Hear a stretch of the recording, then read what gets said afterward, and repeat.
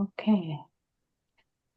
Hello, everyone, and thanks for joining us tonight. My name's Alice, and I assist Councillor Leaper with the Planning and Development files for Kitchissippi. We are here tonight to have a presentation on the rezoning proposal for 342 Roosevelt.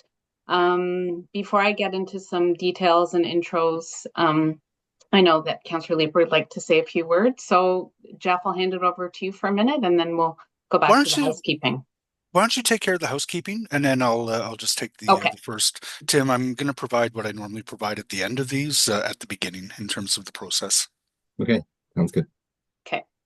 Alrighty. So I think most people know that the applications before us tonight seek to permit the development of a six-story mid-rise building with 26 residential dwelling units comprising 14 one-bedroom and 12 two-bedroom units.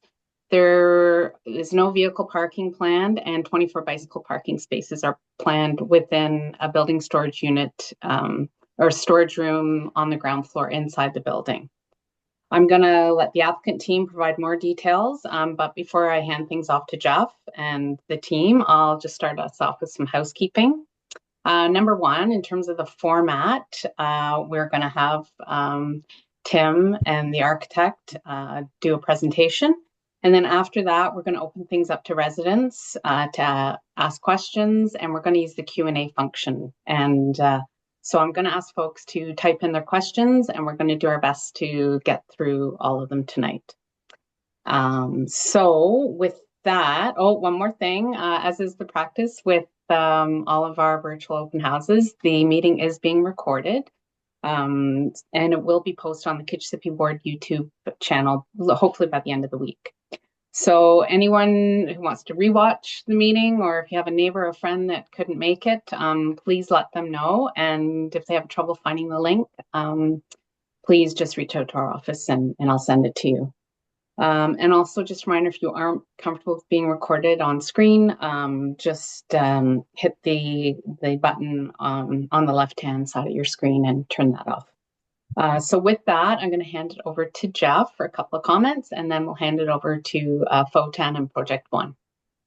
Thanks, Thanks. and thank you very much, Alice, and good evening, everyone. Thank you very much for joining us. I normally provide this particular set of comments at the end of the open house, but this evening I wanted to make sure that people understand where we are in the process and the sort of usefulness that you can make of this open house. The applicant has applied for rezoning, which any landowner in Ontario has the right to do. Currently, the city planner who is on the file, who is, I think, Jean Chao, JC. Yeah, That's right. JC Renault is the city planner who's on the file. They don't attend these meetings anymore. But he is collecting feedback from residents, from other stakeholders, emergency departments. It's a big wide net that they cast to determine whether or not he can recommend to first the Planning and Housing Committee and then City Council whether to approve the rezoning. The lens through which he is looking is our official plan and the secondary plan and all the various different plans and policies that are in place that guide development in Ontario and in Ottawa. So the useful feedback that you can provide is to speak to the policies and plans that the city has for development, and try to convince JC that this development does not meet those. The applicant has made their case, and if you haven't read the planning rationale, that is the key document that's online that expresses why they feel the rezoning is justified in light of all those different plans and policies that guide development. The planner will make a recommendation, and then city council will vote. The Planning and Housing Committee, and then City Council will vote on it. It is very rare for City Council to refuse an application that has been recommended for approval by the developer, or sorry, by the planner. So the key person who you sort of need to convince with fairly detailed arguments is the city planner. So you may want to focus or adjust your questions to get at the information that you need in order to be able to make those arguments, those planning arguments to the planner. I will just say I've seen obviously a fair bit of correspondence, and I've seen all the social media and Facebook discussion around the potential tree loss. I'll be going back to the planner to find out whether or not there is any pushback we can give, or that he can give to the loss of that tree. Because obviously it's a gorgeous tree. But I will say I'm not hopeful in Ontario. Development and housing tends to trump trees, but happy to answer any other questions around that one. So with that, I will turn it back to Alice, although I think she's just going to turn it right back over to Tim at Votan. Yeah. Yes, exactly. So yes, please, over to you, Tim. Please go ahead. Great. Thanks, Thanks. Councillor Leeper and Alice. I do have a presentation to share. If it's easier for me to do that from my screen, that's great. When I try now, it just says it's not turned on, or I can send it to you, Alice, and you could bring it up, whichever you prefer.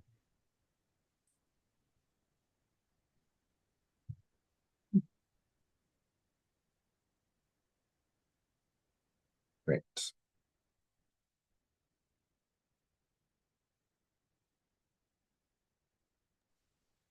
I believe now you can see my screen. I'll just go to full screen so it's easier to see for everyone. So again, Yep. thank you, Councillor Leeper and Alice for hosting us today. And thanks to everybody from the community for being here. We're looking forward to having a quick discussion. We'll provide a quick presentation on the project, but obviously the importance of this meeting is to hear from you and answer questions or take feedback that we receive. And so we'll try to be brief in our presentation and get to that portion of this evening. So my name is Tim Bede. I'm from Votan Planning and Design. I've been hired as the planning land use planner and policy planner to lead this file. And I'm joined here by Ryan Coolwine from Project One Studio, who is the lead architect on the file. I guess as a piece of just context, and Councillor Lieber has already described this, but we are here discussing the development proposal. And from my line of work, that means the planning applications that would facilitate the proposal that we're discussing today. And that's a zoning bylaw amendment in the minor category, and then also a site plan control application. The zoning bylaw amendment speaks specifically to those portions of the zoning bylaw which we believe need to be amended or revised to help facilitate this project. And the site plan control application is more detail oriented in terms of the layout, the functionality, the servicing, things of that nature for the project. But they are both on the table, and we'll do our best to answer questions on both. The site, as you know, because you're here tonight, is 342 Roosevelt.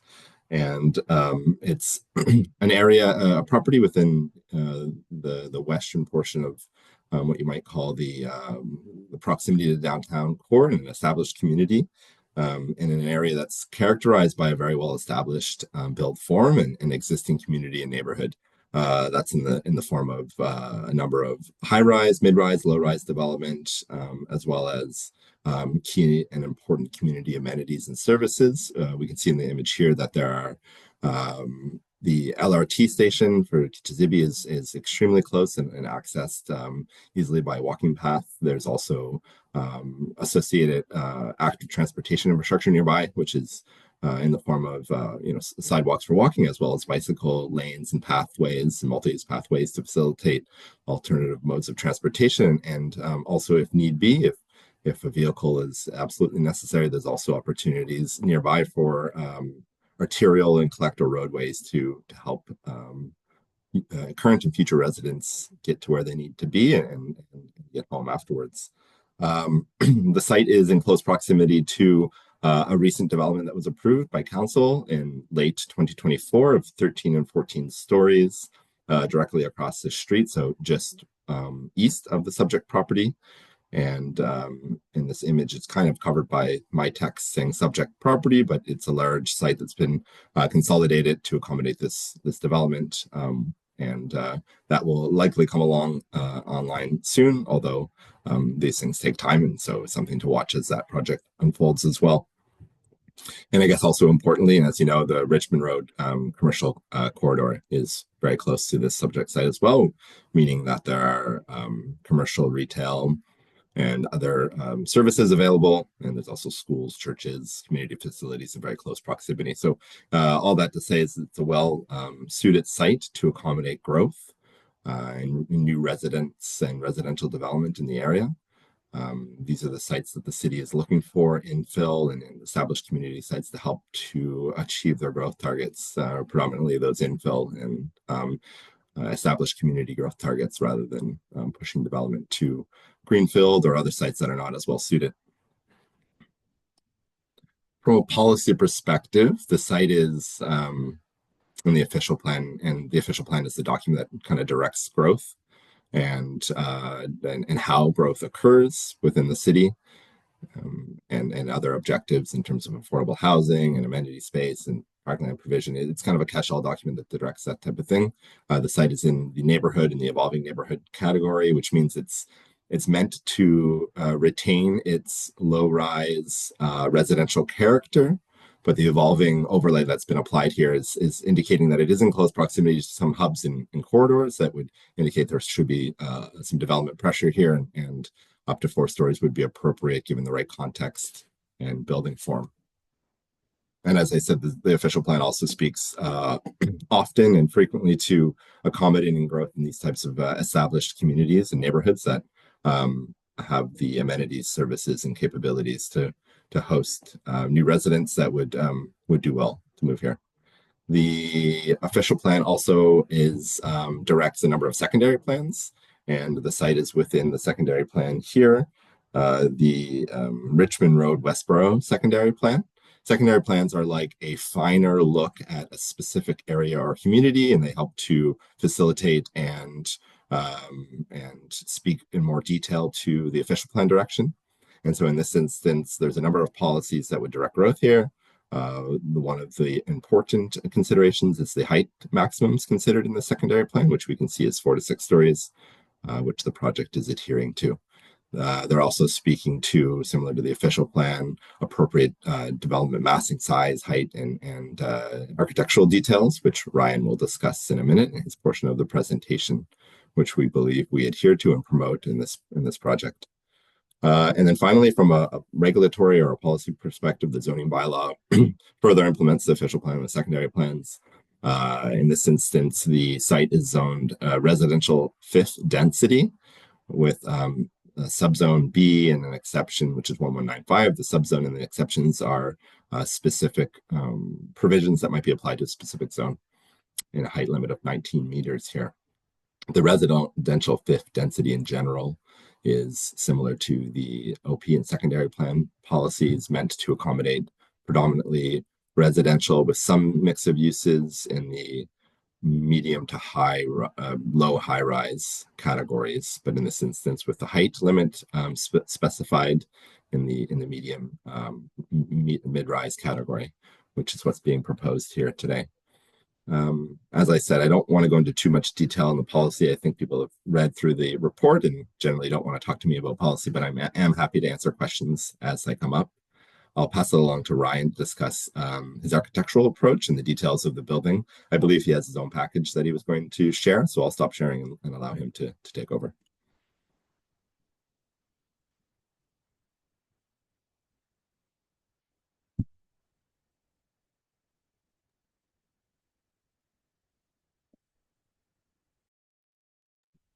Sorry, everybody can see my screen okay now? Yeah. Okay, perfect. Thanks, Tim. So building off of that, we feel like this is a kind of an interesting design challenge of a site here for a number of reasons. And challenges are also ripe for opportunities as well in the way that we look at developing, the design of a site. We're very familiar with infill development. We're specialists in multi-unit residential, and then having an opportunity to develop this portion of Westboro was something we felt very fortunate to be a part of. This site in particular, being at the end of Roosevelt, was interesting in terms of the shape of the site and some of the limitations that we'll talk about in just a second. But the real opportunity here is, maximizing these views towards the river. We always try to look at something that's unique or one of a kind to a particular site that we're working on when we look to develop. And this proximity to the river and potential river views was certainly something that drew our attention when we were first coming up with a development strategy and formulating design for the project. So just looking at renders for the project here. So this is the proposed design, and this face here along the northern side of the property at an angle is where we've oriented all the units so that they all seek to gain from these views towards the north and the west towards the river. And then this mass in here you can see is the as of right development height that is permitted already on the site. So this is a slight increase in height of about a meter, and this is really geared towards just making sure that our floor to floors work and that we have ceiling heights that are on par with market norms for what's the competing projects that we'd be going up against. This project also features a fairly extensive roof terrace, so all residents of the building, whether they have the views to the south or to the north or not, will have access to these river views as part of that rooftop terrace. So here is another view of the building and the proposed built envelope. And then this is the site here that Tim was mentioning before that just got approval for high-rise development. And then one last view here from an aerial perspective. Now, I'll switch over to the floor plans for just a quick second here to talk about our limitation on the site as well. So our boundary for the site extends all the way up into here, but there are city services, so a sanitary sewer and a sanitary collector that pass underneath the site. This was not made clear to the owner of the property when the purchase was happening. But what this effectively does is renders this entire portion up to where this dashed line here, this becomes undevelopable portion of the property, which again really changes the way that we would typically go about laying out a building on a site like this, because typically we'd want to create a bigger buffer from properties immediately to the south and behind us. But here we're very much squeezed in terms of where we're able to develop. Moving through the floor plans, as was previously mentioned, so coming into the building, we are containing everything within the building. So garbage room is contained within the building, discrete access towards the street for unloading garbage, and we've got a built-in pad here for the basically temporary hold of garbage bins on collection day that will be shielded with retaining wall and planting. We've also got bike storage inside the building, easily accessible from the side.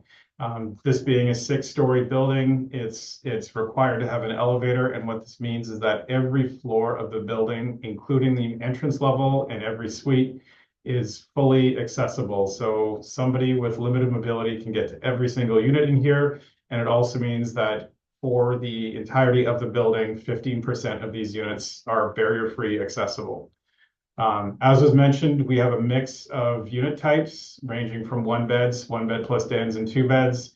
In general, compared to market norms, the unit sizes here are trending on the larger size, where we have units in the corner here approaching 1,000 square feet. And for a building of this type, this is really unusual, but it is certainly playing in towards the demand that we're seeing from a lot of community associations looking for family size or larger size units. So these 2-bedroom units that we're providing here aren't just kind of the smallest thing that we can fit 2 bedrooms in. These are actually quite generously sized units that we feel are going to offer a true amenity to residents of the neighborhood. Now, moving back to the design of the building itself, we talked about this envelope and the amount of property that we have, and we're quite constrained here. We still work very diligently to ensure that we create kind of a podium level or an at-grade proportion of the building, and that the building steps back as we move up. So this being the Roosevelt elevation, we've got a masonry course or a brick course with a frame that projects from the face of the building. And then the upper levels of the building step back. And then these are recesses here that are at an angle. And this is all about creating relief on the elevation so that this does not just simply feel like a rectangle that's been extruded up. These reveals that we've got in the building face here are going to create shadow lines that are going to appear different at different times of day, and will really work to create animation engagement in this building elevation. We mentioned the access to garbage here, and then we've got the shrub line here to help to conceal this. So really the presence that you feel in the street is this entry in here, this near story and a half, close to double height space that we have as we enter into the building. And then playing with the actual geometry of the site itself to create these kind of angled returns. And let me just highlight this again.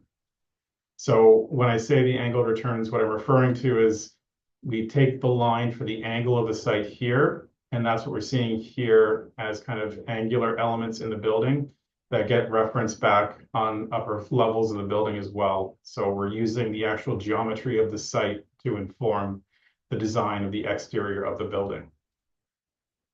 As we move around, again, this building comes into a point. Pointed buildings are something we're doing quite a bit because we're getting a lot of kind of pie-shaped lots that we're being asked to develop.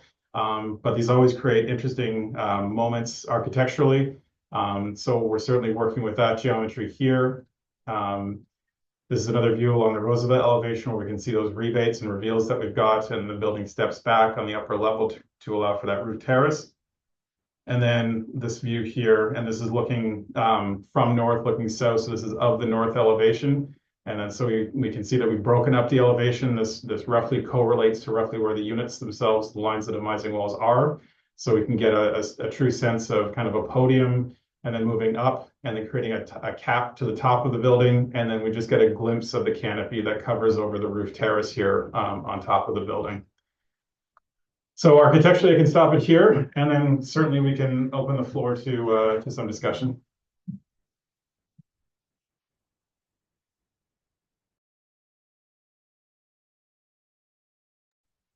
Okay, thanks, Ryan and Tim.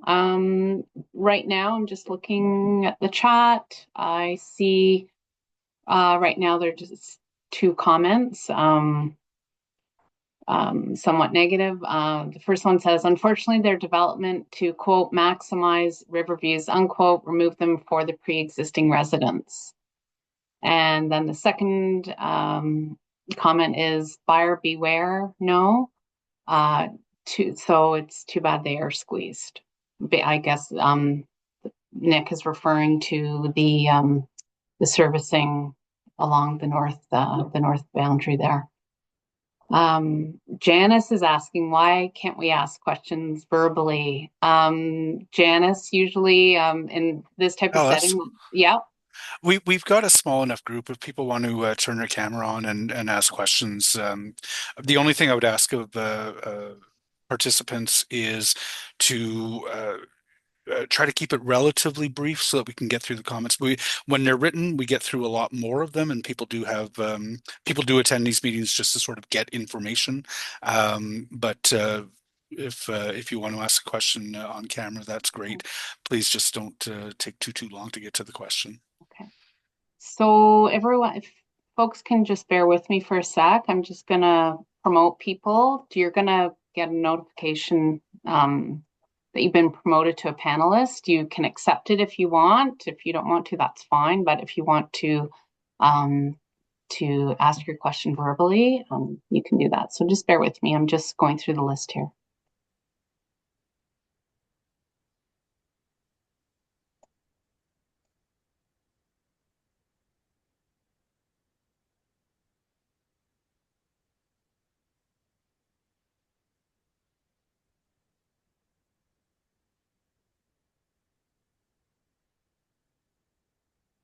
Well, we're promoting everyone, Alice. The question from Deb is about the architectural design and its cues and corresponding approach based on the community look and feel. Maybe Ryan could just describe some of his approach here for materiality and design.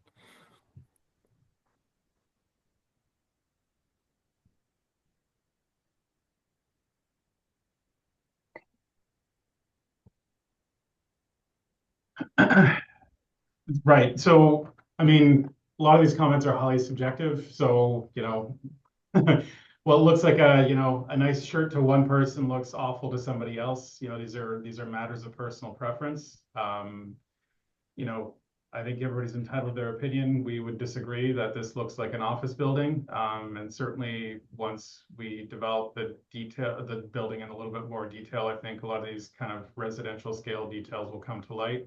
I don't know if I can offer much more than that. There's another Okay. question while that's underway. The ownership of the tree is a question. Do we know who owns the tree? My impression was that it was a city tree. Yeah, thank you, Councillor. I think our impression was a city tree and or a shared ownership tree. The survey doesn't pick it up very well. But if you look at the site plan and some Geo Ottawa images, the roots and the trunk system and the canopy seem to straddle the property line, if not land on the city's right of way. So it would appear that it's at least shared or if not fully owned by the city. And sorry, I know, has Janice been promoted by now? Yep. Yeah. Yeah, I think I've promoted everyone. If I missed you, please, and you want to be promoted, just type into the Q&A and I'll take care of that. Okay. Okay, here's a question in the chat. How is the tree on the property to the west to be protected? Thank you. So at a very high level, the city has a tree protection bylaw that they enforce and reference in every application for redevelopment of a lot.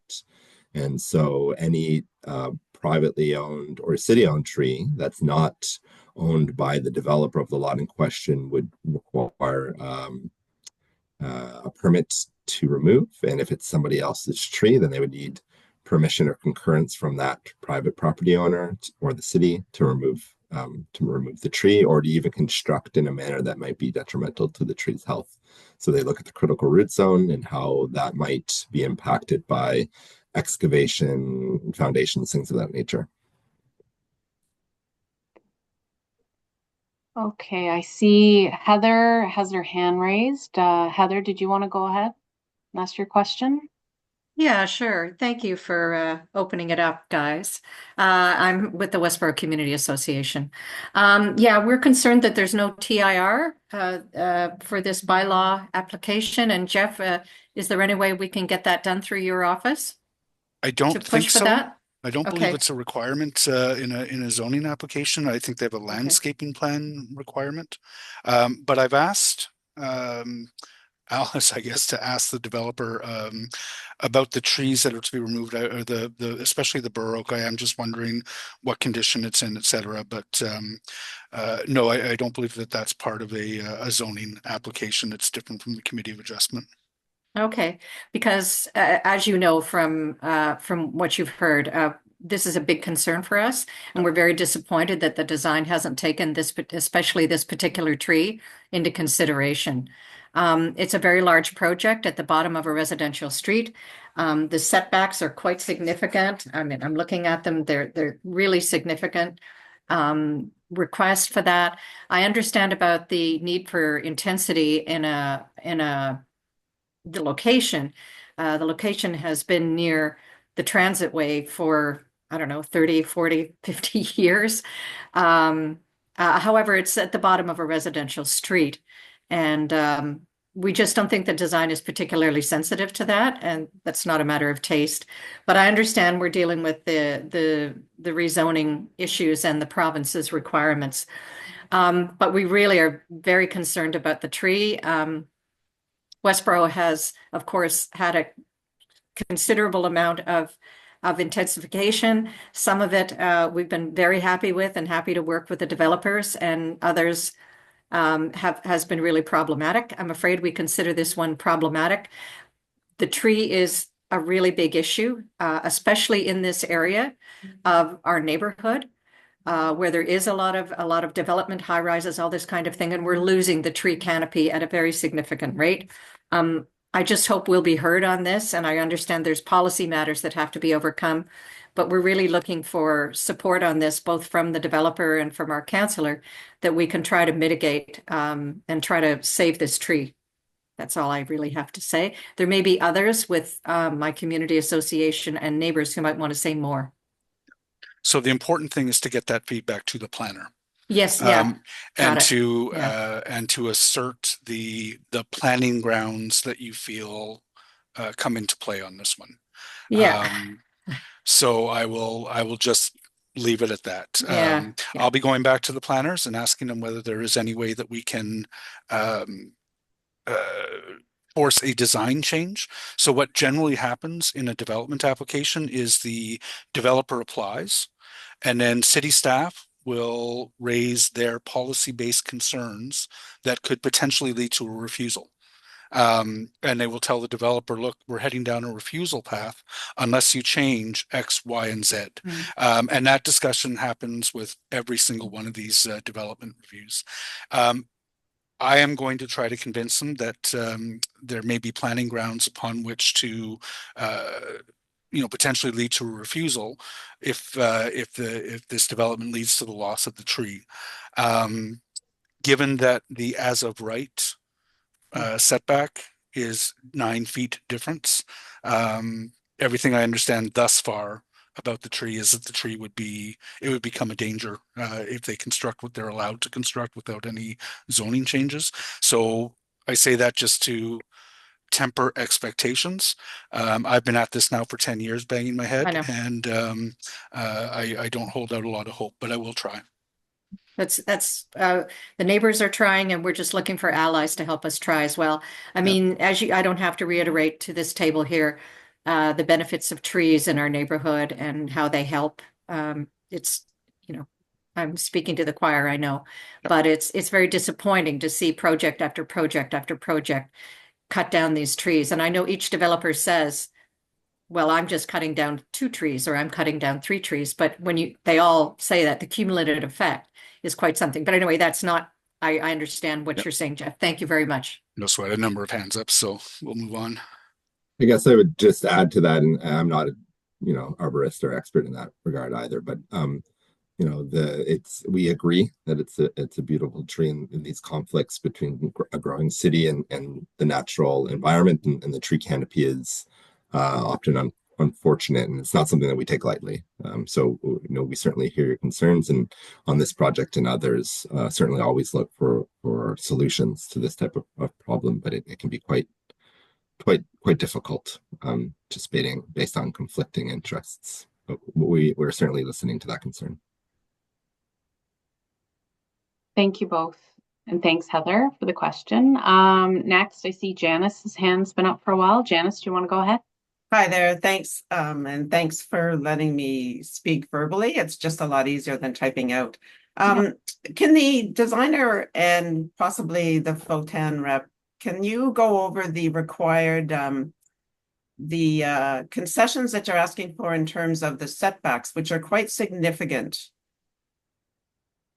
so that everybody understands that you've asked for quite a number of setback concessions? Yeah, I can go over and thanks for the question. I can go over the details, and Ryan, I think, has already, but can reiterate some of the design considerations on the site that led to this. I'll start by saying, obviously, the zoning bylaw amendment process is very standard here in the city, and it's how the process works. Every site is a little bit different in the provisions from which the zones are established in terms of setbacks and things of that nature are broad strokes that certainly can't consider every site. And so certain sites need to request relief from some of those provisions to facilitate development, which I think we can all agree is necessary as the city grows. But the setbacks are from the front yard setback, a reduction from the required 6 meters to 3.5 meters. For the rear yard setback, the request is to reduce the setback from 7.5 to 1.2 meters. On the interior side yard setback on the north, we're asking for a reduction from 6 meters to 5. And it's a little bit nuanced, but just for the portion of the building further than 21 meters back from the front lot line, the interior yard setbacks vary depending on your distance from the public right of way. And then the interior side yard setback for the south property line, from 1.5 meters when within 21 meters of the front lot line to 1.2 meters, and 2 meters where located further than 21 meters from the front lot line. So those are the setback, those are the requests for amendments to the setback requirements for this proposal. Okay, so I guess my comment would be, this development is asking for significant setback relief, both at the front of the property where the tree is located and at the back of the property. You're going from a required 7.5 meter setback to 1.2 meter setback, which is, that's a lot of space at the back of this building that has been, this developer is asking for, which does not meet zoning. The same thing at the front, you're asking for relief from I think it's 6 meters down to 3.5 meters. So I guess my question to the designer would be, instead of just taking this basically footprint of the site, have you done any investigation as to, working within the setbacks, which are what is that requirement? That is our zoning bylaw. We have setbacks for a reason. And part of the reason we have setbacks is to accommodate things in the public space like this tree. And it seems like this design has just negated any kind of, respect for the zoning bylaw in the first thing.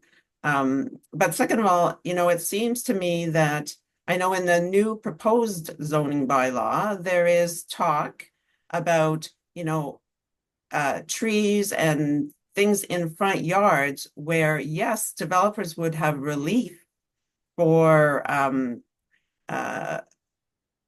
let's say we needed to set the building back a few meters to allow the foliage and the root ball of the tree to have space to grow, but they would be granted, maybe they could extend into the rear yard a bit. This project has already blown the zoning bylaw out of the table, off the table with with the concessions that it's asking for. So I guess my question, sort of long-winded, sorry, is, have they actually thought about this tree and how to work with an existing element in the context, which is a significant element for this street, and maybe set the front of the building back a bit, maybe lose or reduce the size of those elements, because the city is perhaps willing to grant you that rear yard setback. So that's my question. Have you actually considered have you worked on any options to actually keep the tree? I think I'll let Ryan answer here, but I'll also reiterate what I believe Councillor Leeper was indicating earlier. The setbacks, even if adhered to, for the front yard at least, wouldn't likely, and I'm not an arborist, so I wouldn't say this, from a scientific perspective, but just based on my experience in these files, wouldn't likely lead to a situation where that tree would be feasibly retained or protected. The critical root zone generally follows the canopy of the tree, which extends quite a distance into the property. And so understanding that there are concerns about the reduction in setbacks on the front and the rear, I think any form of redevelopment here that would likely adhere to the other aspects of the secondary plan and the zoning bylaw in terms of height and use and intensity and things of that nature might run into similar issues in terms of tree retention. But I can let Ryan speak to considerations as the project's design is unfolded as well.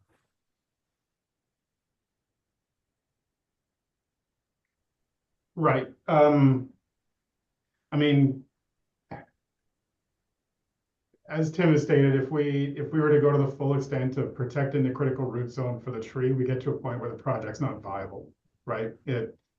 We are kind of at the edge of kind of what we can work with for really making this a viable development, given how much of the rest of the site that we've already had to kind of give away.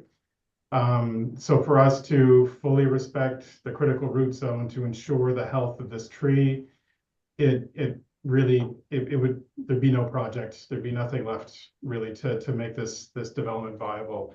I think we also might want to pay attention. Well, I mean, I know there's been a lot made of this tree, but at the same time, like we are in proximity to hydro lines. This tree is going to continue to get eroded as it gets closer to these lines continually. And I think we would explore opportunities to perhaps do further tree planting elsewhere, either along the site or along the periphery of the site, perhaps as a way of mitigating the potential loss of tree canopy.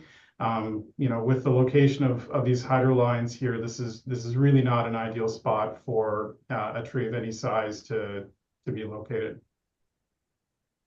I'll have one more comment and then I'll shut up. That tree, those you just have to walk through any development in any street in Westboro and in this neighborhood and see how hydro wires have trees have learned to accommodate hydro wires, and it's not really an issue. But my concern is, you say that the project would not be viable, but yet, and especially because of that constraint on the north side, but I mean, the owner bought this property and should have done his due diligence about what the proper setbacks were, and also that sewer line was there. And so why should we as the public, why should we lose a valuable urban asset, that tree, for the sake of this development and the profit of this developer? This project could be made smaller, especially if you're granted the rear setback. The front of the building could be set back to accommodate that tree if the whole development was made smaller. And that's a profit motivated solution. So I guess my final comment would be, why should we in the public lose that public asset of the tree just because this project would not be as profitable for this developer? Thanks. Yeah. And Janice, I'll just say, in the context of this meeting, that's very much a rhetorical question. The key is to assert that to the planner, Okay. whose obligation is to listen to those arguments. What I'll do is I'll just ask folks. I will probably shut down the verbal comments and camera comments. If we can just make things maybe a little bit quicker, because the comments are starting to pile up in the Q&A, and I want to make sure we get through everything. So if you're on camera, please get to the questions as quickly as you can. Thank you. Okay, Nick, I see your hand up, so we'll take your question. Then I'm going to read out some of the questions in the Q&A. So please go ahead. Okay, sure. Thanks. I mean, thank you for taking the time to talk to us as a developer. I mean, I think this project probably would have benefited from consulting with the community before getting this far into the development phase. I'm a bit flabbergasted by how this process works, particularly the fact that we're seeking relief to over-intensify this particular site and then justifying all of the neighborhood impacts through that. Well, we need that extra relief, otherwise this development isn't viable. I mean, shouldn't it fit within the existing parameters? Now, the Ottawa has recently enhanced its tree bylaw protections, which I think maybe we could take into account in this development. And also in the new bylaw, the setbacks are being, in the draft anyway, the zoning bylaw, they're being increased. So again, we're looking to blow that out of the water before we even get started. I think one of the questions that, and then some of this has been said and will be reiterated to the planner, but I think one of the other issues that we're really trying to understand with, and this process doesn't seem to take into account, and maybe the developers could have addressed this by consulting with the community proactively rather than waiting till this stage, would be the cumulative effects of the developments that are happening, particularly in Westboro. This is a dead-end cul-de-sac street. I understand the arguments for the proximity to the LRT, but it is not compliant with the tests for a minor variance, let alone for a rezoning, given all of the relief sought on setbacks and the violations of the tree bylaw and it being totally out of character with the rest of the street. This is a two-story street. We're still blown away by the other buildings that's gotten approved across the street. I am waiting to see when that happens, based on when the LRT is completed. But then I guess my final comment, and it's super apparent in the two different presentations, is in the original presenter's slides, there was a picture of the subject property, which showed all of the greenery surrounding the end of Roosevelt. And then in the architect's plans that show the current situation with the Bailey Bridge and the LRT excavation, you could see that none of that greenery now exists. And this proposal is proposing to remove not just the bur oak, but there's also a Norway maple on the south side of the lot that is also gone. And these trees are over 150 years old, so they predate the hydro wires. So to me, that's a fallacious argument. And no effort has been taken to take this into account. The community actually had a proposal for this site, which would have married all of these things together, taking into account the cumulative effects, taking into account the urban canopy, would have been the massive development that's going on across the road. They could have purchased this site. Maybe the developer could have gotten a tax write-off by donating it to the Nature Conservancy or something like that. And we could have created a park to thread the neighborhood together. They mentioned the importance of active transportation and the knitting of the neighborhood together. This would have been perfect for the LRT, for access to Kitchissippi, for the Winter Trail, for the Parkway, for the Westboro Beach redevelopment. Unfortunately, none of that is happening. And I think the developers should hear the anger and the frustration that the community is feeling, and that this is not going to go lightly over the series of planning steps that we have. Apologies for the length of that intervention, but I just think it had to be said. Thanks. Okay, thanks, Nick.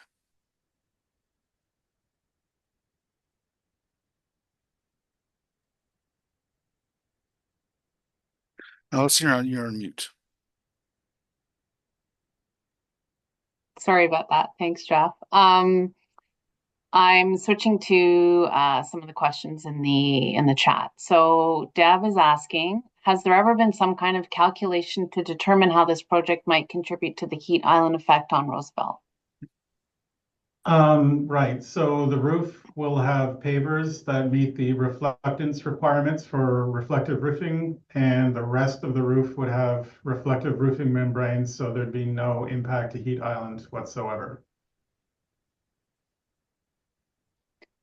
Okay, another question. It's actually about the rooftop. The rooftop common area extends to the southwest side, which is one small lot, which with the outside, which I think, sorry, let me start this again. I think there's a word missing. The rooftop common area extends to the southwest side, which is one small lot, which is the width of the outside of our backyard. We're afraid of the noise and open visibility of our property's private backyard.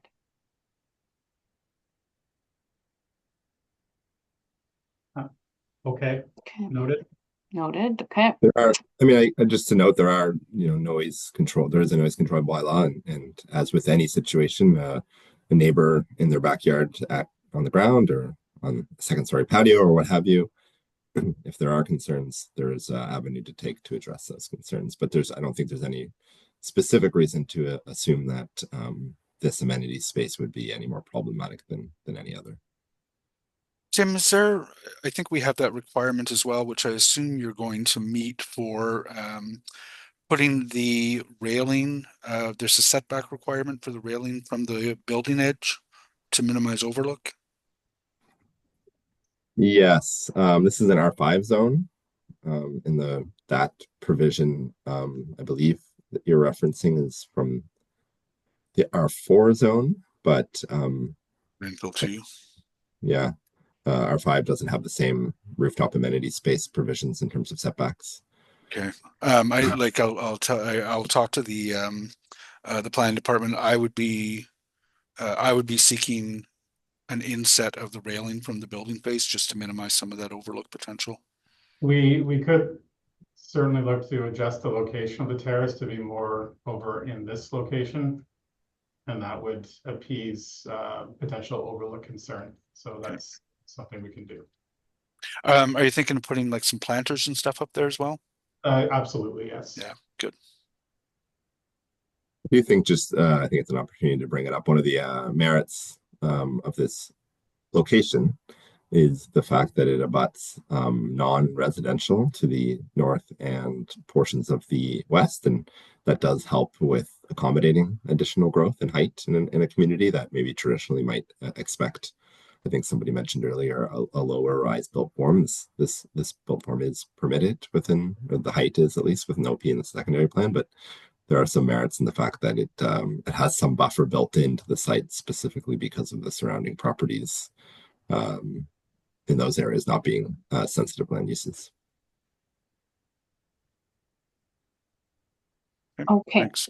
thank you. I'm going to read the next question from Kristen. Kristen asks, will any of the units be considered affordable housing? Did I hear correctly that the largest unit is 1,000 square feet? How many bedrooms for most units?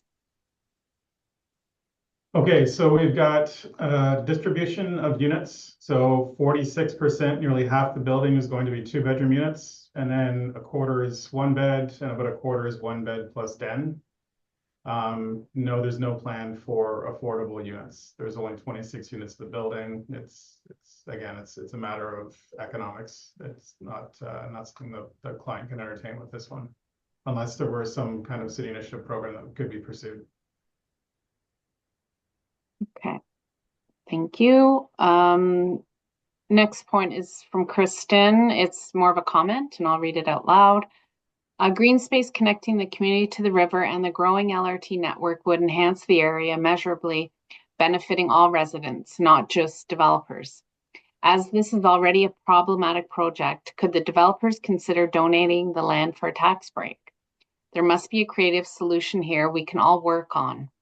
Respectfully, Jeff, we need you as city councillor to prioritize health and safety of residents over profits for developers.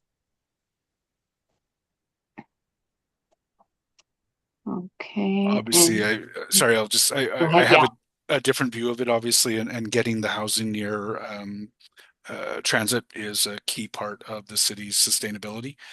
Yes, some developers, if they're in the market, if they're market developers, are going to profit from it, and that's North American housing dynamic in which real estate has been financialized. But I do have a different perspective on what the priorities are and the balance between them. I will say, if the developer wanted to give this land away to the city, I wouldn't say no. But yeah, that's up to the developer whether they want to do that or not.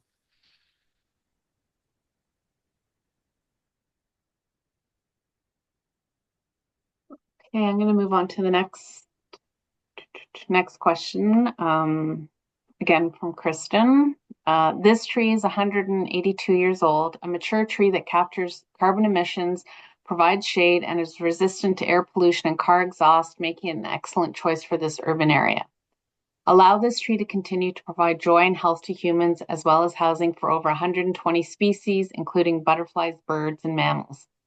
Will you join us in advocating for an environmentally healthy, community-focused vision for Roosevelt Avenue and the surrounding area?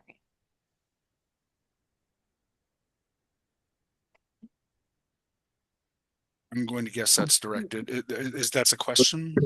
I would say that again, we'll reiterate that we understand the importance of this tree to the community, and there are fundamental conflicts as the city grows in terms of how we can manage retaining our tree canopy as well as accommodating the growth that's happening. Whether or not we build here or somewhere else, we're trying to find those locations that can accommodate that growth in well-served areas that are existing communities, and there's a sustainability factor there as well. If we're going out into a greenfield development, not to compare the two situations because they're vastly different, but there's a fundamental destruction of the existing natural environment in that instance as well. And so we're working with the city and with the city's official plan, the growth strategy established there, to find areas that we can accommodate that growth. And here or in a greenfield development, there are unfortunate compromises, but we think this project really has some important attributes that help it work well within this community. And understanding, though, that there are concerns about the tree and its, the loss and its impacts there. I just want to reiterate, and I know I'm leading with my chin on this one, but having people live near transit will significantly reduce the number of vehicle kilometers they travel in a given year. When they live in neighborhoods like this and not further afield, they drive significantly less. It takes about 350 or 400 mature trees to offset the greenhouse gases that are emitted by the average Canadian driving. So the average Canadian drives enough in a year that it takes about 350 to 400 trees, mature trees, to offset those greenhouse gases. When we are able to cut down on the number of kilometers they drive because they live in neighborhoods like ours, that is a significant greenhouse gas savings that far outweighs the single tree. I'm also really cognizant in terms of heat island and things like that. The NCC will be planting hundreds of new trees in pretty much the immediate vicinity of this development. So no one likes to see a 125-year-old bur oak come down. But if we can't save it through the planning department's intervention, at least we're going to get the housing here that makes our city a more sustainable city.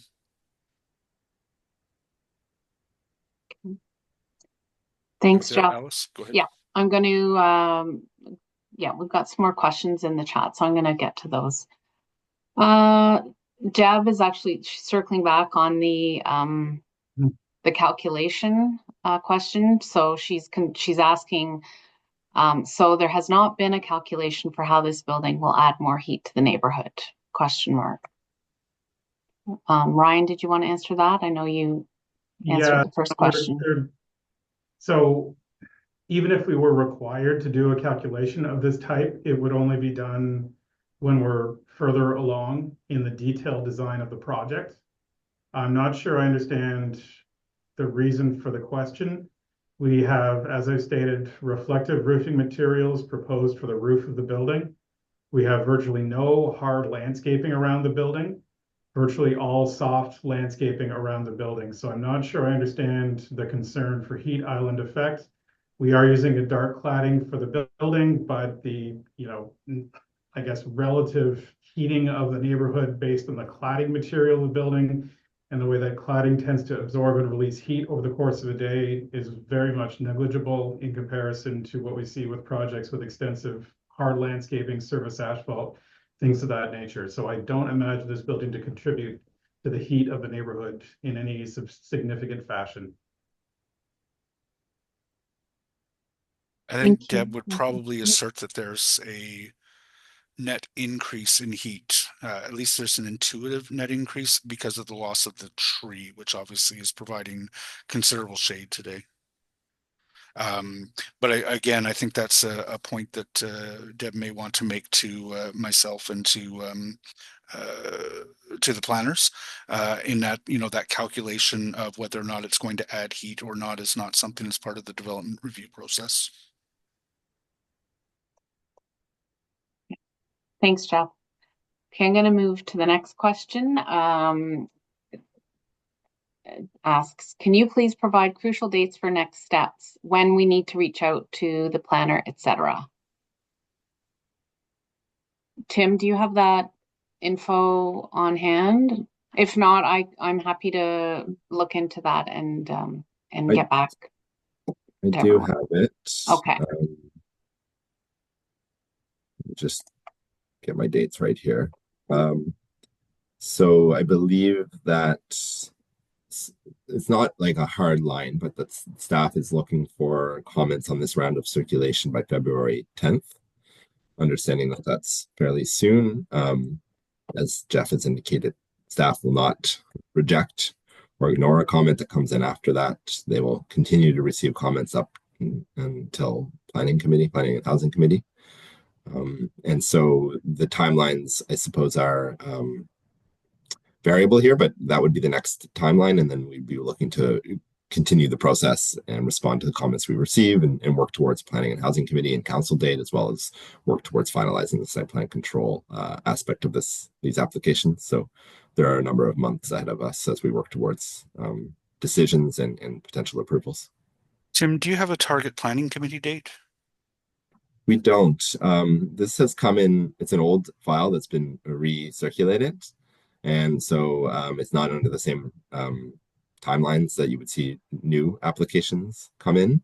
Um, but we'd be aiming for sometime in the next months for sure. March or April would be ideal if we can work with the city to kind of resolve any outstanding issues and work towards that date.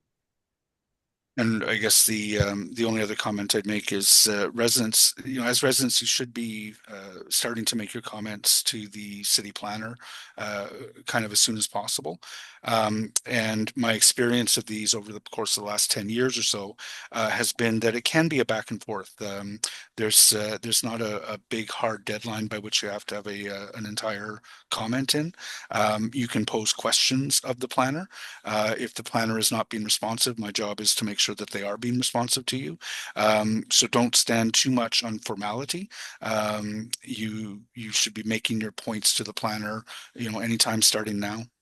And then as we get closer to a planning committee date, other city councilors, the only city councilor who will be paying attention to this until, really a couple of weeks before the application comes in or the hearing is at planning committee will be me. But as it gets closer to a planning committee date, residents may want to start lobbying other city councilors than me, pressing them to consider a refusal if that's their perspective. But generally speaking, that's not particularly productive until it's closer to the date.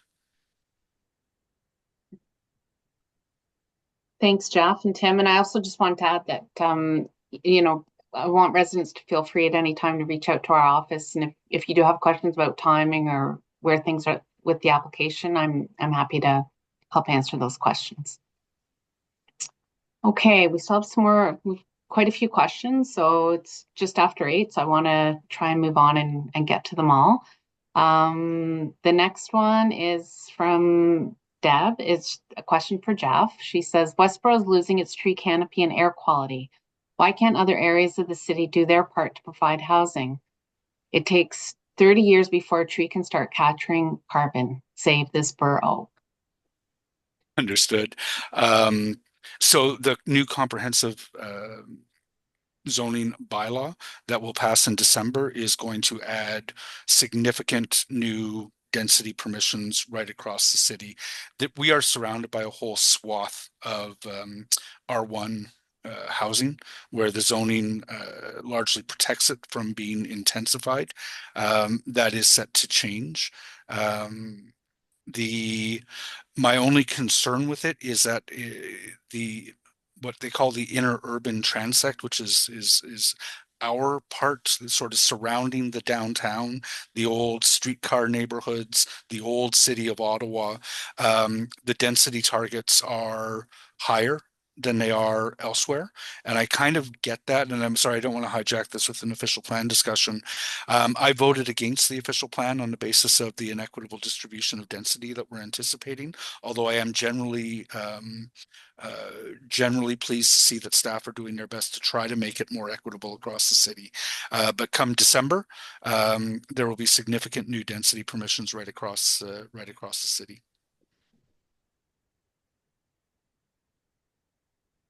Thanks, Jeff. Okay, next question. How long will the build take and when will construction start? Well, Tim would probably be better position to answer when we might look at a start, because that's going to have everything to do with how approvals work. As far as the timeline for construction, a building of this type would typically take about 18 months to construct. Yeah, it's in terms of approval timelines, it's difficult to predict, but if things were to move along efficiently, as mentioned previously, we'd be looking for a planning and housing committee date in April. If approved, that would be in full force and effect within a 20-day appeal period, and then finalizing the site plan agreement could take a few more months. So I can't speak specifically to what the intentions are here, but following that timeline, you would see building permits being able to be issued in the early to midsummer, or potentially a little bit into the fall. And so from that point, it would be the timeline that Ryan indicated. So then 18 months after that. If everything came in aligned that well, which hardly ever happens. But Right. I think that the intention would be to commence construction when possible. So as soon as possible. Okay. Okay. Question about the tree. Are there special permits that this developer must obtain before removing a city tree? And will the public be able to comment on that? So yes, there is a tree permitting process where you would apply to have to receive a permit to remove a tree, city tree or another private tree, potentially. And there's a notification process. They would put a sign on the tree to allow residents to understand that the permit has been requested or granted. And as with any kind of anything that happens within the city, or well within your right to reach out to your counselor, or to the city staff, or whomever else might be involved to voice your concern. I've got a somewhat different perspective. Once the zoning has been approved, the tree permit is a rubber stamp on the part of the forestry department. They will put a notice up on the tree to say it's coming down, but it's not a consultative process. The only way to preserve the tree would be to refuse the zoning.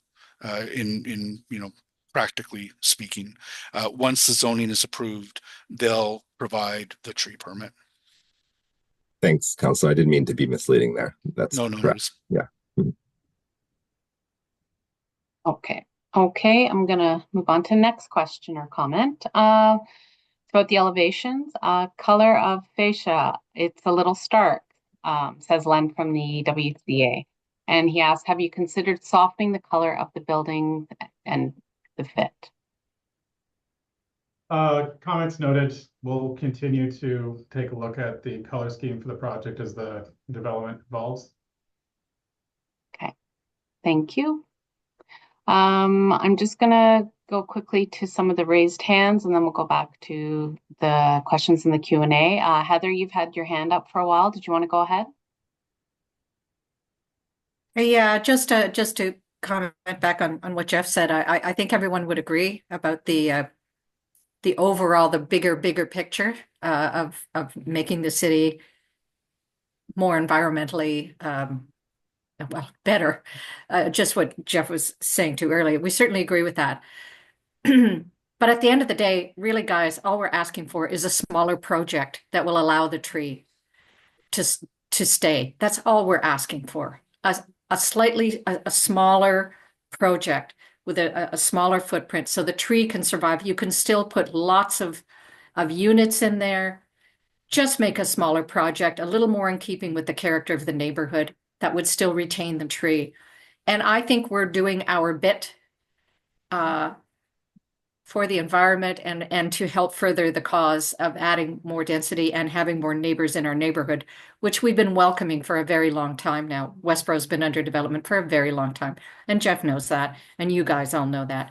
We're just looking for a smaller project. The design here is really interesting. You've done a great job with with the space you have to work with. If you're that creative, you can create a compelling, interesting project with just a smaller, without asking for all these setbacks, and that will preserve the tree. I know you guys can do it. That's it. Oh, I had one question, practical. Where will the mechanicals be, and will they drive the neighbors crazy? Thanks.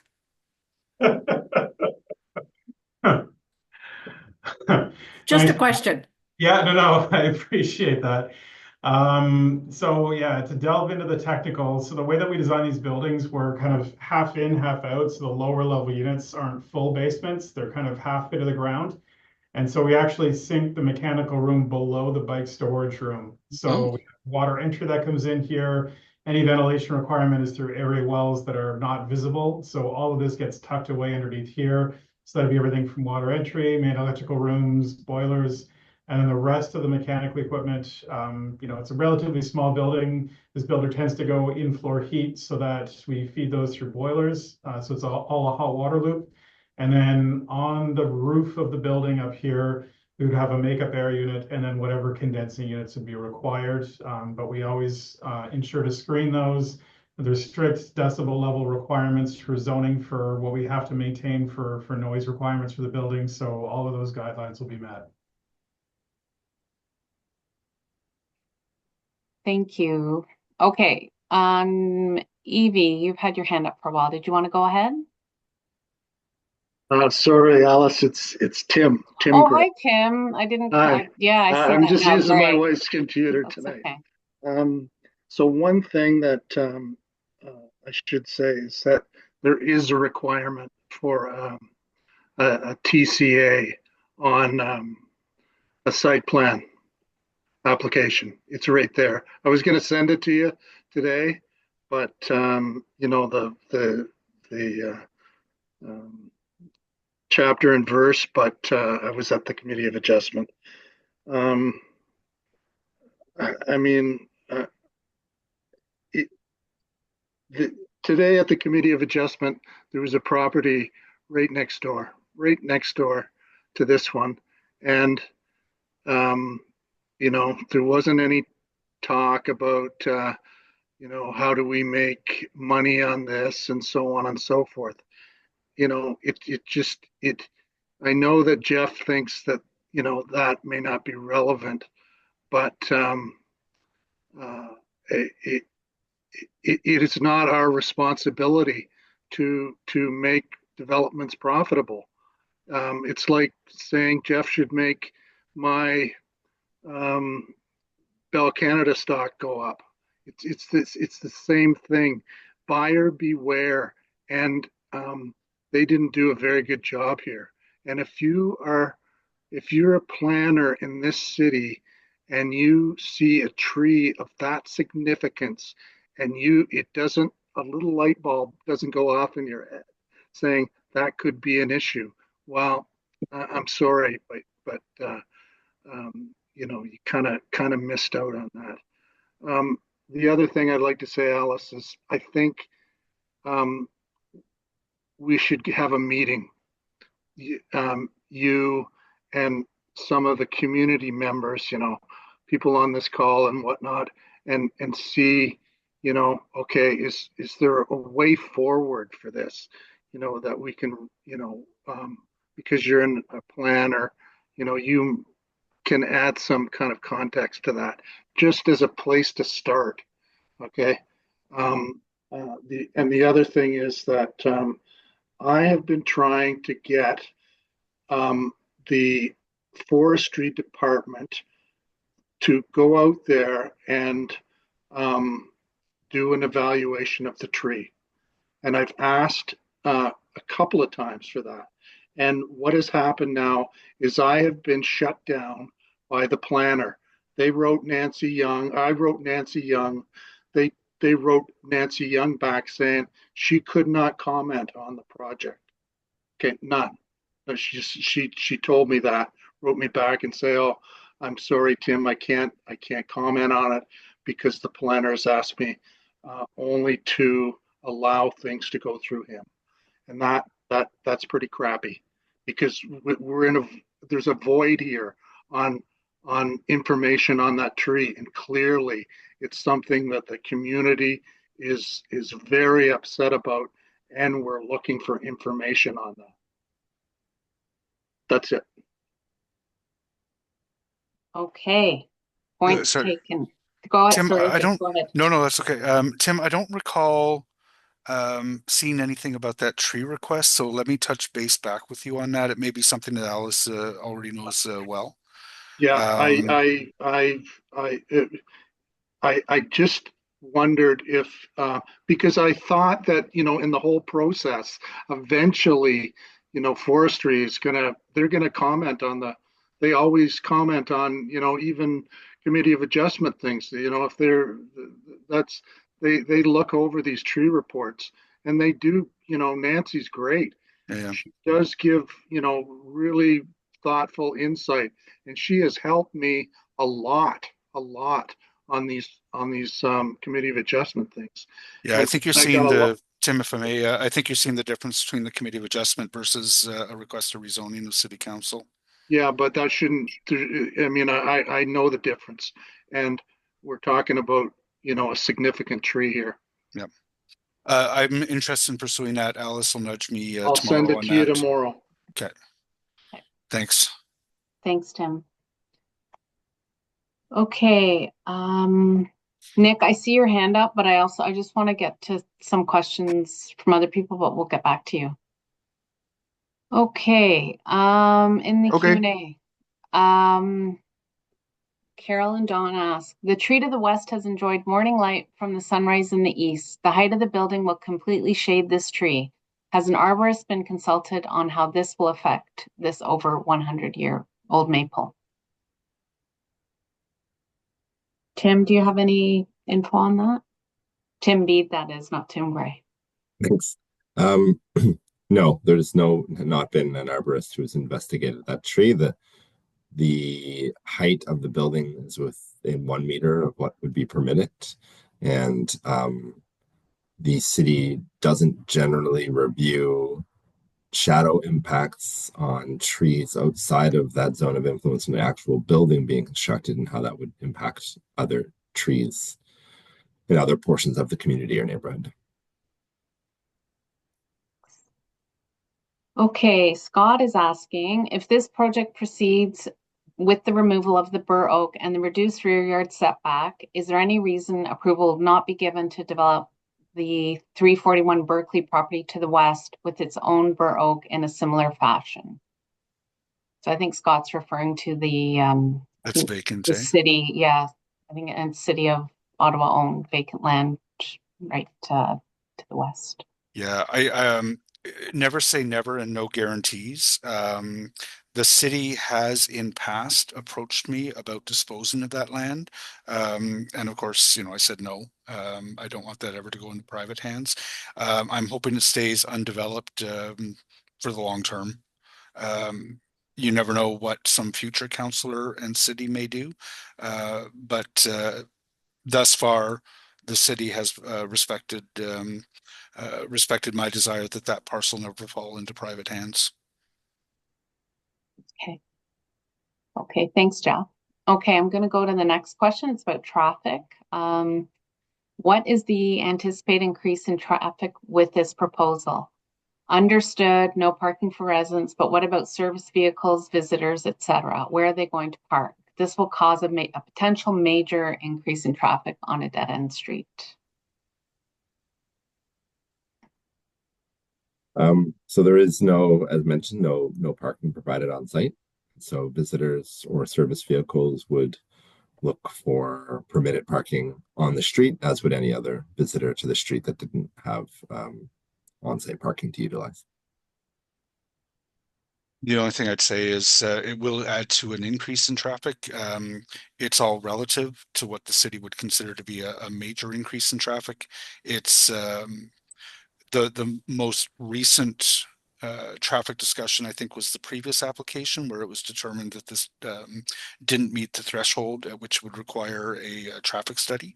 And intuitively, just having watched hundreds of these over the years, yes, there will be more traffic on the street and there will be more street parking pressure. But I'm not sure that that's like certainly from my perspective in terms of trying to find grounds to object or vote against the proposal, the increase, while there will be an increase, is relatively, and I use that word really carefully, relatively minor compared to what would trigger alarm bells to start getting raised at the city. So there'll be more Ubers, there'll be more vans delivering things. And then at least at the very beginning, some residents will try to move into this building with cars. They're going to have a tough time. And I get those calls in the office all the time in terms of panics, please trying to solicit my help to find parking. And what I have to say is, no, you moved into a building and you knew that there was no parking. There are, and I just pulled up the stats, there are 18,000 households in Kitchissippi. Half of those are apartments, which includes condos. 40% of apartments in our ward are households that don't have a car. It's not that they don't have parking, they just don't have a car. So I'm reasonably confident that over the space of a couple of years, this building will be filled with mostly people who don't have cars. There are already 4,361 of those households in our ward, so and demand for it is growing. Okay. Thank you both. Here's another traffic related question. Kristen notes that from a traffic and safety perspective, we have so many construction vehicles, cars, trucks, and deliveries on our street. It has become dangerous for children, cyclists, and seniors, and those with mobility needs. My son was almost hit by the Starbucks on his bike, for example. Can a traffic study for Westboro be initiated ASAP? We do not want critical injury or death. All I can say to that is it's highly unlikely that the city is going to study Westboro traffic. We've gone into this direction of the official plan in favor of intensification with eyes wide open that in the neighborhoods where that's occurring, there is going to be more traffic. It's left to me to sort of deal with the traffic calming budget that they give us to try to slow the speed of that traffic down. But all of our streets are becoming significantly more congested. I moved into the neighborhood 20 years ago. I'm on Hamilton in between Tyndall and Wellington. And, you know, in the afternoons now, it is difficult to get out of the driveway because people are using it as a cut through to the Queensway. And the answer to that is to stop intensifying, and the city has made its choice. We are intensifying because overall that is the better choice for a sustainable city moving forward. So I think the short answer to will the city study Westboro traffic is no. The what we are left with is to try to deal with the speed of traffic through traffic calming measures. And then as streets get rebuilt, we're rebuilding them to be safer. And, you know, there's a fairly intense level of activity right now with respect to those rebuilds, and it's just going to keep going for the next several years. So the streets will become safer and calmer as we rebuild them. But the intensification is going to continue. Okay. Thanks, Jeff. Okay, I'm going to move to the next one. This is actually, Jeff, this is a question for you. Can the city ask for accommodations of this developer? Can the city ask for a more appropriate development for the size of the site that would respect the existing zoning setbacks and the tree? There must be a more creative approach to this design that would accommodate the tree. Yeah, so that's the process as I was describing at the beginning. If the city considers that it has defensible planning grounds that would withstand challenge in front of the Ontario Land Tribunal to push back at the zoning, they can. And it comes down to and their leverage is a potential refusal. But there comes a point at which they won't recommend refusal because they know that it's not supported in policy and planning grounds. So the most important thing that residents who want to see a smaller development in order to save the tree is to put those arguments in terms of the policy and planning grounds, and to put on their Ontario Land Tribunal hats to determine whether or not what's being asserted is defensible. And my office is here to help, even though I am supportive of, as I think, as I put it in my blog post, the general thrust here, which is a 6-story building of a certain number of units and roughly a certain size. My office is still here to help you craft your best arguments if you do want to oppose it. Yeah, for sure. Thanks, And Jeff. I'll be asking our planners to push back as well in order to try to save the trees. So. Okay, here is a question about a neighboring tree. And I think I'll be able to help with this, not right now, but I can look into it tomorrow. Carol and Don are asking, on the west side of this property, a healthy, huge maple was removed without any notice. Was a permit given by the city for this removal? Carol and Don, I would ask if you don't mind, if you could email me the address for that property, or type it in the chat. I'm happy to look into that tomorrow for you and get back to you. Okay, next question. Karen asks or notes, I did write to the planner and ask if trees were in good health, and he did refer my letter to forestry. I have not heard back. Okay, that's good to know. Karen, I think you may have CC'd us on that note. So we can nudge the planner and see where that's at. I'm going to make a note of it right now. I'll I'd like just, to. I'm looking for that answer as well. Okay. I'll just add that although a TCR or a TIR weren't required for this application, the landscape plan was, which included reference to potential tree removal. And in this instance, the city planner, I think, indicated that that was sufficient for them for their review. But I don't think that would indicate that when the comment period that's ending on the 10th, and then the comments that will follow from the city technical circulation process wouldn't include a forester. I think we'll certainly receive comments from a city forester. Nancy Young or one of her colleagues would be involved, regardless of whether or not a formal TCR or TIR would have been submitted. So those are comments we're expecting. Good to know. Thank you. Okay, next question. Will there be blasting or rock breaking on this site?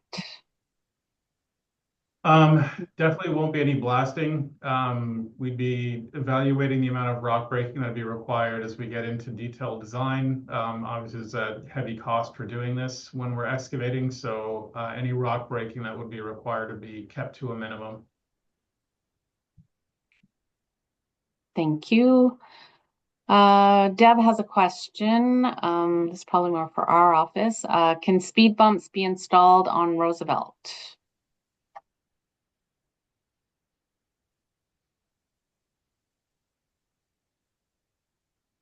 You're muted, Jeff. Sorry. So the short answer is yes. The longer answer is I don't know when. We put speed bumps in out of our traffic calming budget. It falls to the local councillor to determine how to spend the TTC budget that they've got. I will say Roosevelt wouldn't be my first priority. I am for the first time using my traffic calming budget to get some speed bumps on Burnside. And I think if you head out to Burnside, you'll see, why. The speed of traffic is a magnitude different from what's on Roosevelt, but Roosevelt is certainly someplace where I would consider using them. I just don't know where it would fall in my priority list, and I suspect it'll be the next councillor who would be in a position to make that decision. Okay. Thanks, Jeff. Okay, Kristen has a follow-up question about traffic. She asks, if a member of my household has an anaphylactic reaction, will an ambulance be able to get down our street?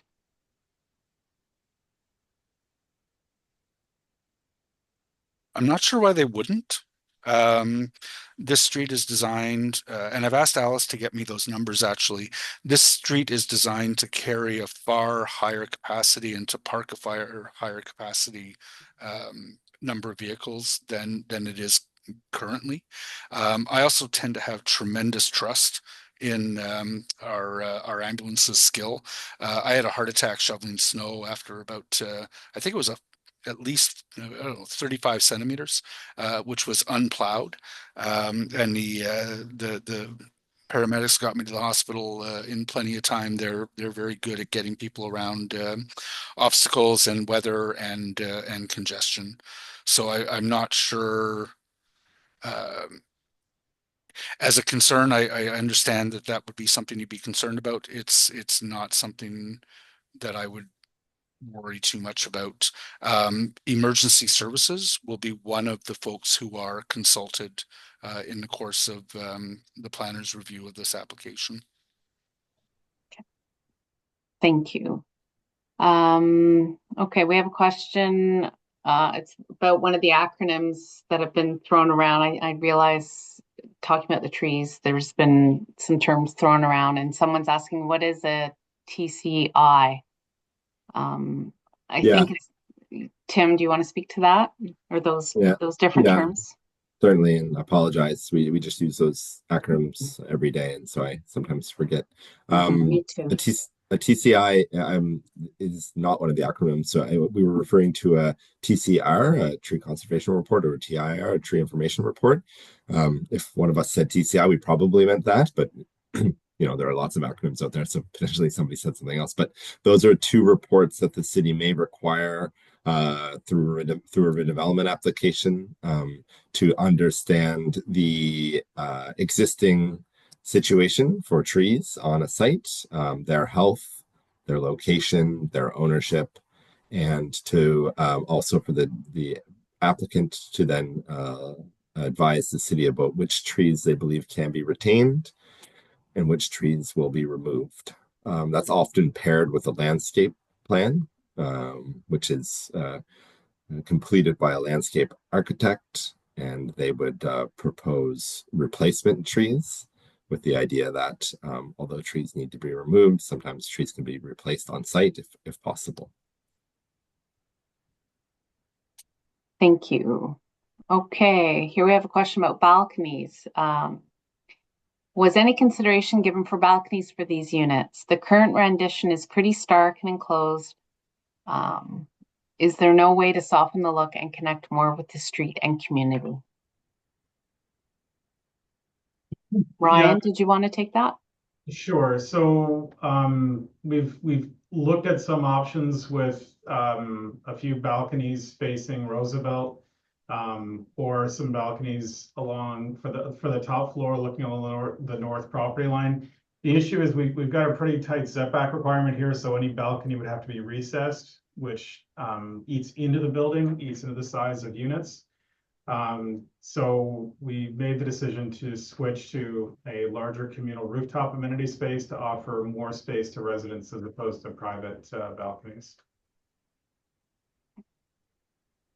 Thank you. And I also note that Heather has noted in the chat that neighbors may find the balconies problematic. So another perspective. Okay, I'm going to go back to Nick. You've had your hand up for a long time. Did you want to go ahead? Thanks, Alice. I have 4 questions for the developer and then maybe 2 questions for Jeff. And I would like answers to all of them if possible. They're quite short. First question, why the sudden rush? This application has been dormant for at least 7 years.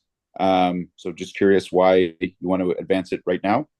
Second question, why the lack of community consultation? And are you planning to engage with the community further?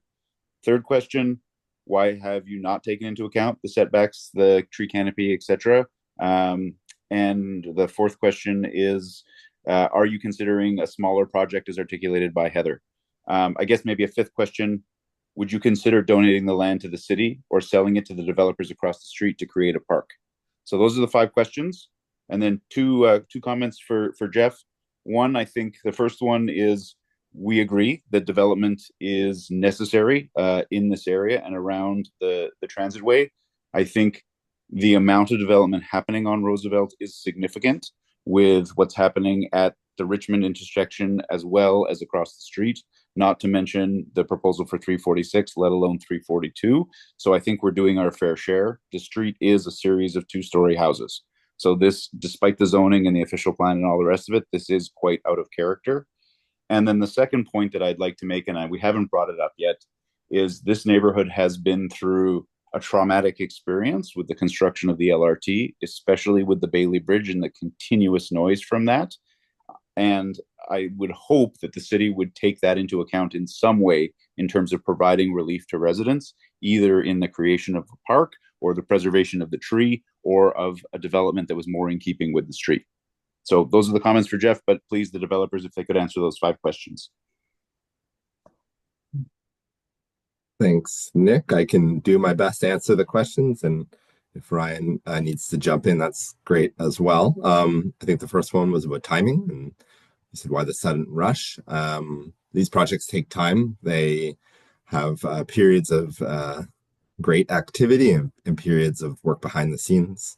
And sometimes they do go dormant for a period of time while things are resolved, the project evolves, and different players come in and out of the project team. So I don't think there's a sudden rush. I think the project is just moving forward now, and hoping to to complete the process that's been at play for quite some time. Lack of consultation, I believe, was the second question. I think that we're here tonight to hear concerns and have this discussion with the community, and this is an important step in the process as well for us, and so we're happy to be here and take those notes. I believe, and I wasn't on the file previously, but just looking through the file history, that there has been previous consultation on the site. At least all the paperwork is there for such, and so I believe this is at least the second time.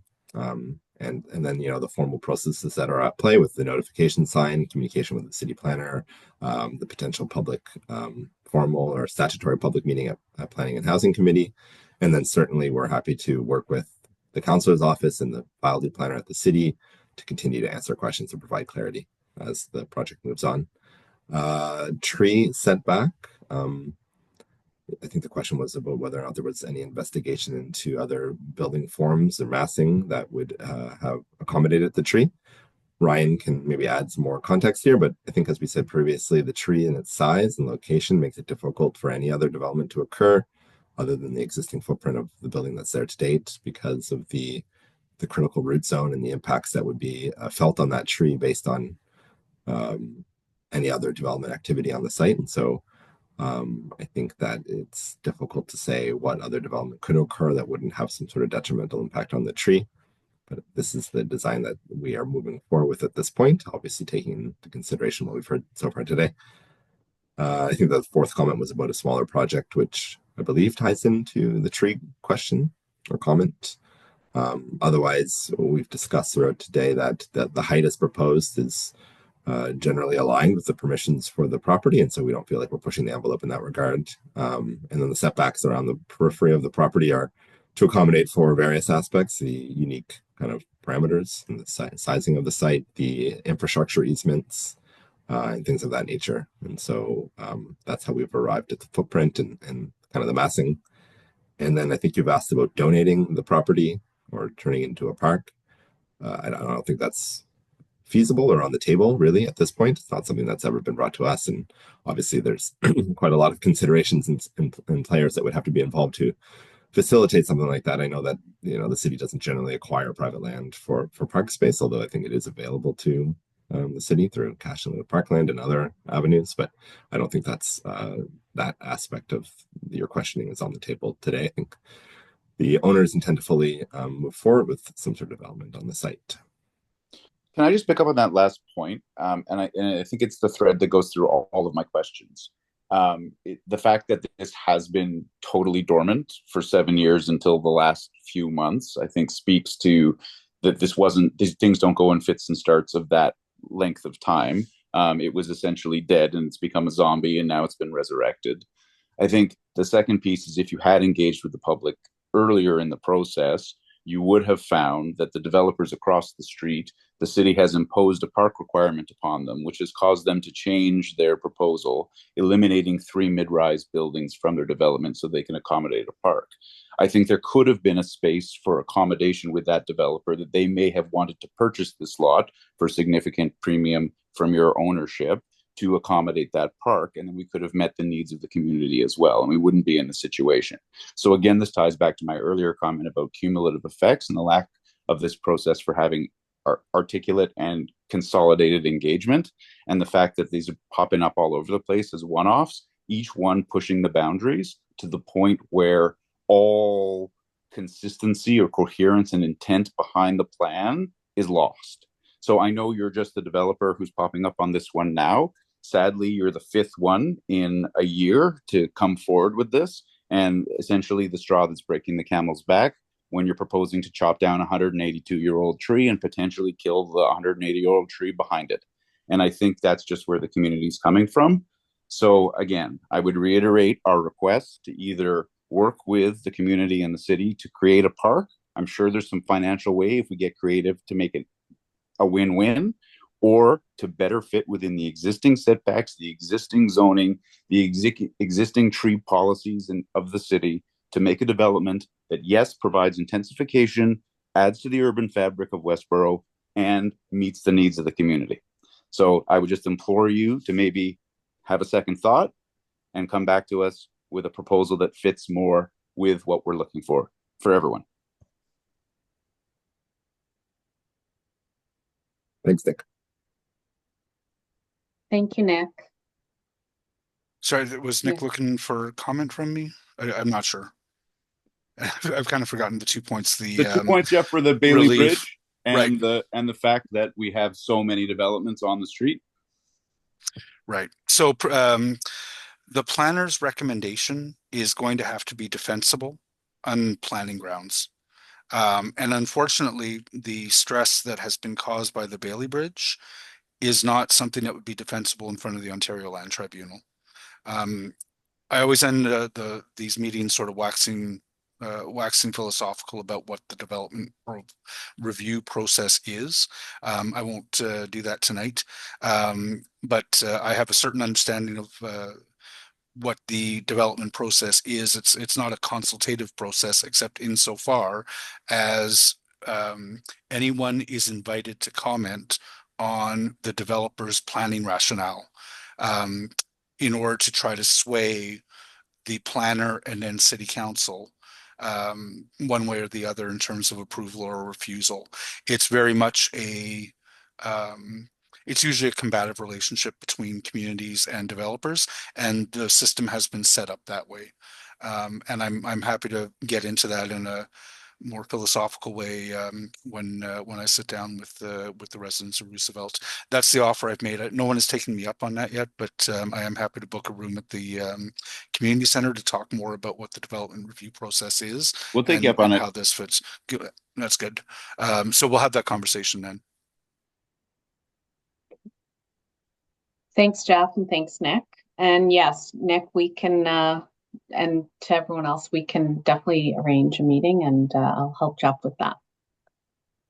Okay, we have I think it's one last question, and given the time, I think we'll take that one, and then we'll wrap it up after that.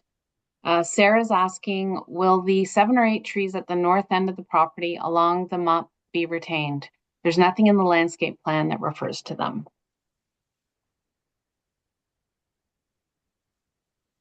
Tim or Ryan, can you speak to that? I guess I'm not sure which trees are being referred to. Are they on this property or are they on an abutting property? Not sure. No, there are nothing outside of the building envelope or what would be required for excavation is really kind of under our kind of scope of trees that'll be affected, right? So if it's along the MUP or along the very north edge of the property, given the setbacks that we've got from that north property line, I can't imagine there'd be any impact to those trees.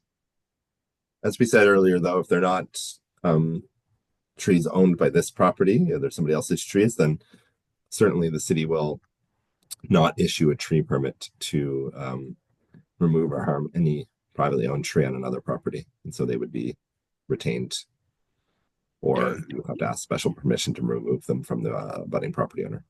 Your excavation won't come anywhere near that. It's well north of the MUP.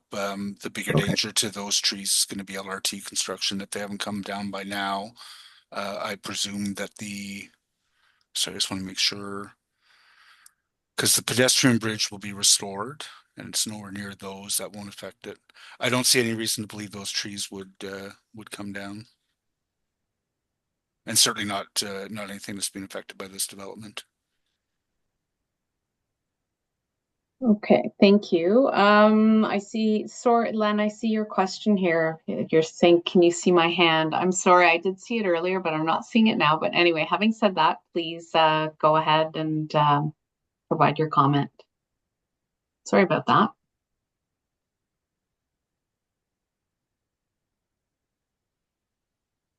Are you there, Len? I don't think he's been promoted. Okay. Sorry, bear with me, Len, one sec.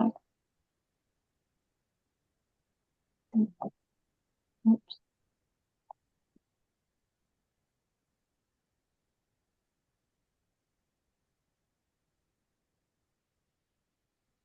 Okay, Len, I just promoted you to a panelist. Sorry about that.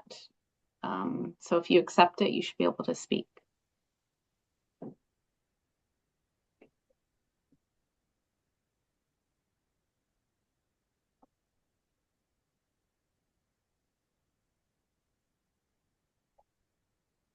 Okay, Len, I see you. You're square on the screen if you want to go ahead.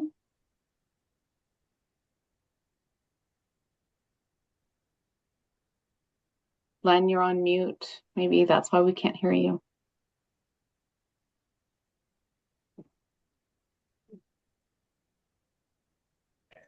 Hi. Okay, Oh, sorry about that.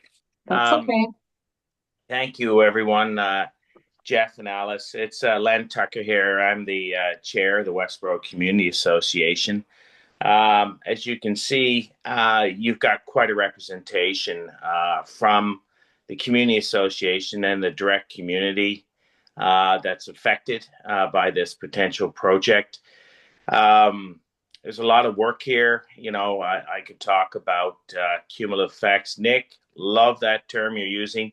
I was an environmental scientist back in the day, worked on a lot of impacts of projects, but the key thing that is affecting our community, especially Westboro, is a cumulative environmental effect. And I worked with an environmental assessment agency and all that. And the one thing about cumulative effects, you don't see it until it hits you in the face, until it hits a point of no return. And we're having cumulative effects of this intensification throughout the community. I know working in seeing other countries on projects where they have gentle, very focused intensification that's happening in places like London and older cities in Western Europe that I've been privy to. And we haven't really seen this. We've seen intensification because we want to improve transit.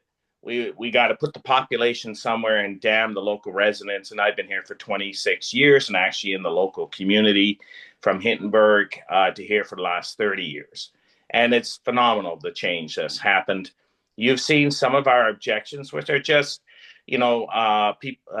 particular items standing in the way, whether it be the life cycle of an oak tree, which can go 300 to 600 years. Yes, I know there's hydro lines. They're not perfect, but that's a cheap remedy for Ottawa Hydro that doesn't want to bury them. But that's another issue. So what we're dealing with here is cumulative effects. The residents are clearly, there's going to be, right now you're seeing an upwelling. You're going to see more upwelling as maybe as it rolls through up to Committee of Adjustment. There's some strong opinions, and I think a lot of people are frustrated by the cumulative effect that's here today. And you've heard it again, and I support it fully. Even if this project goes ahead, the things like how does it fit in the community? I don't want to see a brutalist development. The type of colors that we see go in, all of a sudden, a project goes in, and it totally contrasts against the warmth, quality of life, and livability of the immediate households. Scale.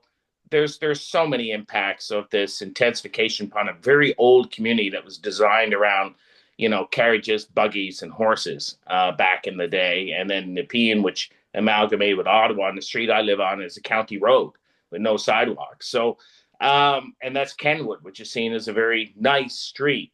So there are irregularities throughout this community, Westboro and Kitchissippi.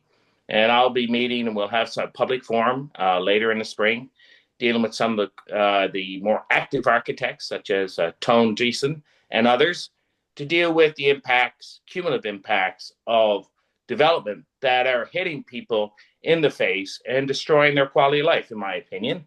And the parking, listen, the retailers, talk to Bowers, Chris Petrie there, and how the folks are all parking on the street. You can't walk it away. People want a car. But anyway, I won't labor this point. But we've just hit a cumulative point with this project, obviously, given the number of people that are on tonight, the clarity of the objections that are here tonight, and the number. That's all I have to say. It is just a comment. And I'm proud of our team here at the Westboro Community Association, the planning team, all the members from Heather, Kirsten that are here tonight, and Nick, and all the other people that have asked questions. It is phenomenal, the activity here. We have very active community association, and our presence and our voice is being heard. And that's all I want to say. And thank you. Thank you, Len. Points noted for sure. Okay, I think this is our last question from what I'm seeing. Don is asking, or notes for starters, the zoning for both 342 and 346 may have been originally appropriate, but as things exist today, both these developments are totally out of sync with the neighborhood.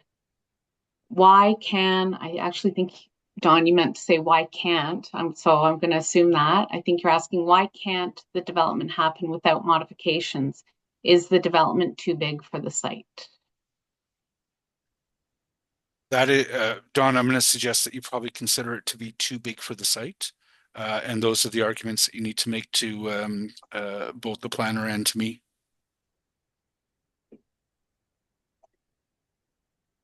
Thanks, Jeff. Okay, I am not seeing any more raised hands, and I'm not seeing any questions in the chat, but I'll just give it 2 more seconds. Oh, yeah, I spoke too soon. Oh, okay, Don says he notes that he will do that, Jeff. Thank you. Okay. Okay, seeing as I'm not seeing anything further, and seeing as it's 10 to 9, I'm going to suggest that we wrap it up. I wanted to say thank you to Tim and to Ryan for joining us tonight for the presentation and taking all the questions. And of course, I want to thank all the residents for taking the time tonight to attend and ask very thoughtful questions. Thank you. I also just want to include a reminder again that we will have this recording of the meeting up on the Kitchissippi Board YouTube channel, hopefully by the end of the week. And if you have any trouble finding the link, please just email our office and we'd be happy to share the link. Just write to us at jeff.leapier@ottawa.ca, or you can write directly to me. I'm alice.fife, F-Y-F-E, @ottawa.ca. And I also just want to note, I'm aware that our office has a few action items to take care of, including organizing a meeting with the residents. So I will be in touch on that front in the days ahead. And with that, I want to say thanks again to everyone and have a good evening. Thanks so much. Bye for now. Thank you very much, everyone. Alice. Okay. Thanks, Ryan. Take care, Thanks, everyone. Tim. Have a good Bye-bye. night. Thanks.